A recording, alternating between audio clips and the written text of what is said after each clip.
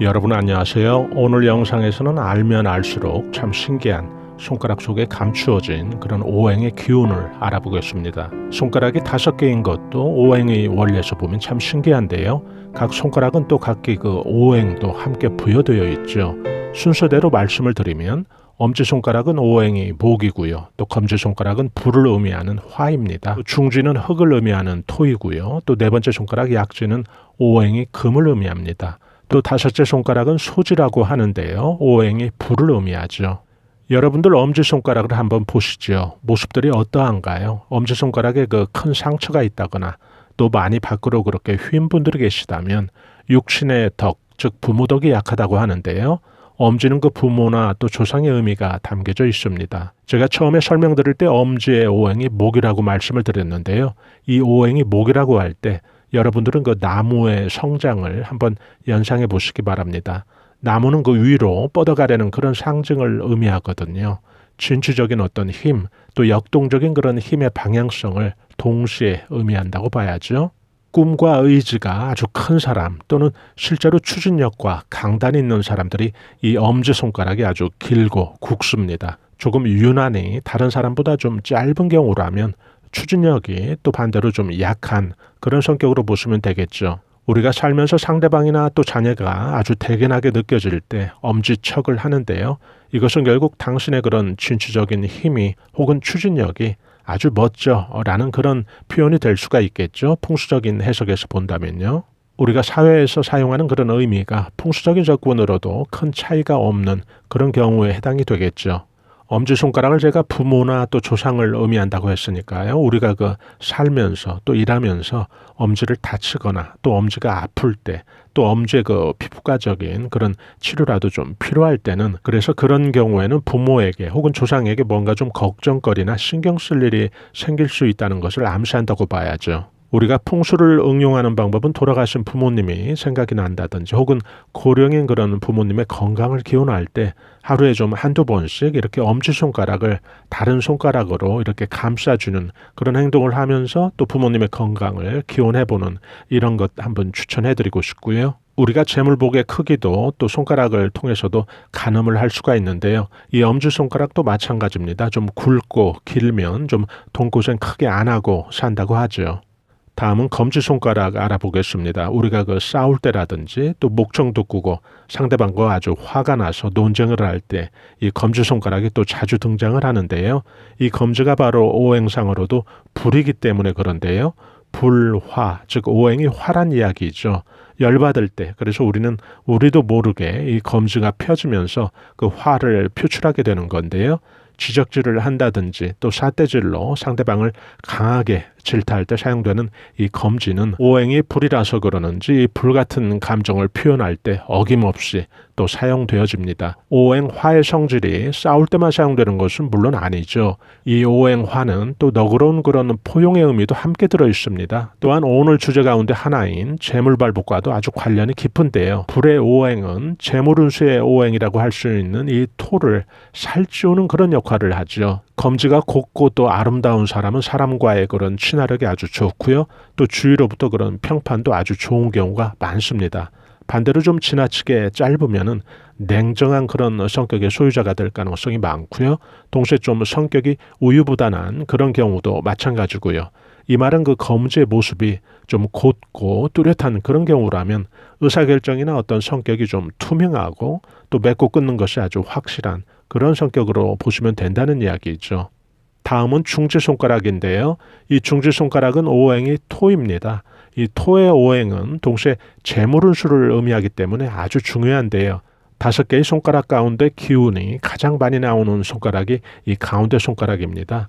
그래서 동서양을 막론하고 이 손가락 욕에도 이 가운데 손가락이 등장하는 이 중지는 큰 재물운수, 즉 재수를 의미하니까요. 풍수적인 해석으로는 서양의 손가락 욕이 상징하는 것과는 조금 어감의 차이가 있겠는데요. 즉 재물운수 없어라는 그런 표현이 될 수가 있죠. 재수 없어라는 그런 표현인 셈이죠. 동양적인 어떤 풍수적인 해석에서 본다면요. 이 중지는 손가락 5개가 그 나무라고 비유한다면 홀로 우뚝 성장해 있는 그런 모습에서 우리가 알 수 있듯이 이 손가락이 갖는 그 에너지가 가장 진취적으로 또 발산된다는 것을 동시에 의미합니다. 오행이 재성을 의미한다는 것은 이 중지가 바로 그 사람의 재물발복의 성장판을 보여준다고 보시면 되겠는데요. 즉 그 사람이 어떤 재물복을 가지고 있는지 이 중지를 보면 가늠할 수 있다는 이야기죠. 당연히 지나치게 짧고 또 휜 그런 경우보다는 좀 쭉 뻗은 그런 중지를 갖고 있는 사람이 재복, 즉 타고난 선천적인 그런 재물복을 더 많이 갖고 있다고 봐야겠죠. 풍수적인 시각에서 그렇다는 이야기죠. 이 중지 활용법은 너무 중요하기 때문에 제가 그 나머지 약지와 또 소지 설명이 끝난 후에 다시 한번 또 말씀드리겠습니다. 넷째 손가락은 약지, 또 무명지인데요.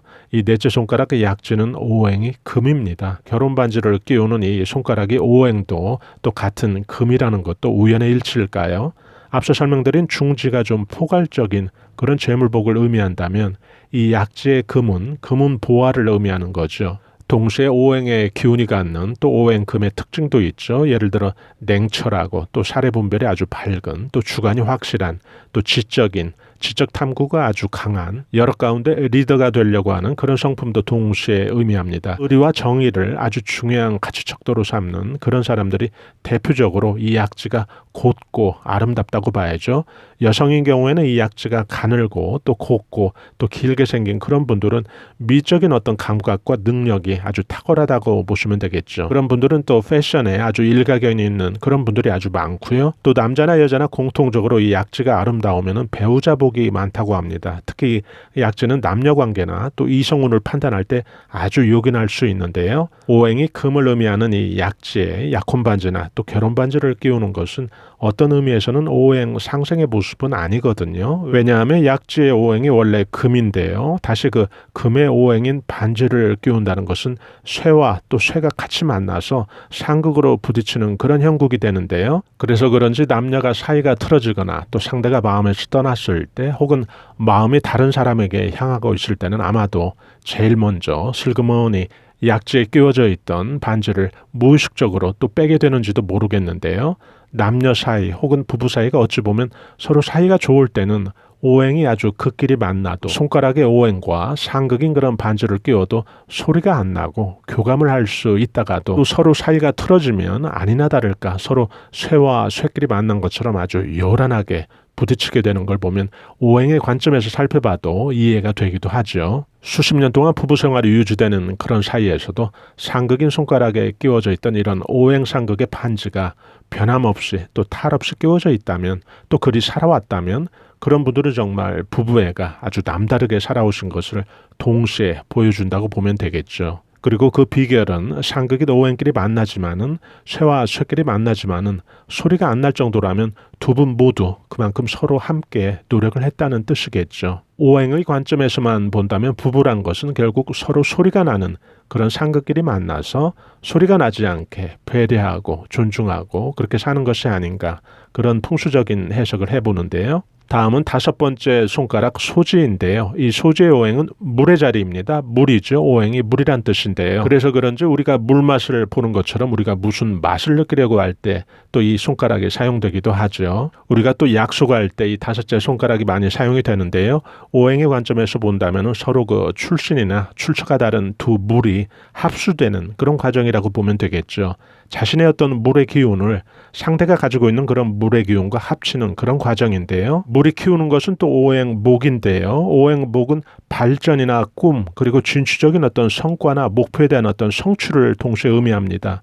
이런 의미에서 본다면 결국 두 사람의 발전이나 공동 목표가 있을 때는 그것을 키워주는 것은 결국 물의 오행의 기운이니까요. 즉 약속이 밑바탕이 되었을 때 두 사람의 어떤 꿈이 이루어진다고 보시면 되겠죠.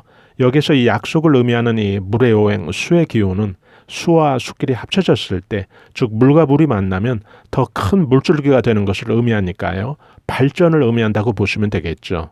같은 오행끼리 만난다고 무조건 좋은 건 아니죠. 예를 들어 앞서 설명드린 쇠와 쇠끼리 만나면 소리가 나서 안 좋고요. 또 불과 불끼리 만나도 아주 안 좋죠. 또 나무와 나무끼리 만나도 서로 경쟁하기 때문에 우리가 오행 풍수적인 차원에서는 안 좋게 보거든요. 그럼에도 불구하고 이 물의 오행끼리는 서로 만나면 서로 시너지가 돼서 결국 우리가 약속이라는 것이 그것이 서로 지켜지면 두 사람 모두에게 유익함을 준다는 그런 뜻도 들어있죠. 약속은 그 안에 신의라든지 믿음, 존중, 또 상대에 대한 기대나 확신 등을 동시에 포함합니다. 다음으로 재물운수 상승시키는 중지 활용법 제가 다시 한번 말씀을 드리겠습니다. 중지가 재성을 의미하니까요. 이 가운데 손가락 여러분들 한번 보시기 바랍니다. 이 중지에 가는 실반지를 하나 구입을 해서 아니면은 실반지가 있으신 분들은 착용해 보시기 바랍니다. 중지가 재성의 기운과 크기를 동시에 의미하는 것이고 또 끼워지는 그 반지는 그것을 한 차원 기운과 힘을 상승시켜주는 그런 효과를 위해서 아주 필요한데요. 이렇게 되면 그 오행토와 상생관계인 오행금을 또 풍수적으로 배치하는 아주 좋은 결과가 되고요. 꼭 금일 필요는 없습니다. 액세서리 소품으로 나와 있는 시중에서 염가로 판매되고 있는 그런 제품들이 색상이 금빛을 내거나 혹은 구릿빛을 내거나 또 황금빛을 내는 경우라면 무난하게 함께 적용시켜 주시기 바랍니다. 여러분들 그 통장 잔고가 투명하게 드러나서 남들이 그걸 다 알게 되면 여러분들 그 기분이 어떨까요? 불편하겠죠? 이때 그것을 방지하는 그런 장치로 가는 실반지가 필요한데요. 여기서 이 가늘다라고 하는 것은 구설을 막아서 타인의 입에 내가 끼고 있는 풍수적인 차원에서 이런 반지 착용이 오르락내리락 하지 않게 하는 그런 역할을 하고요. 이 크기가 가늘 때 그 가늘함 속에 들어있는 그런 상징이 또 들어있거든요.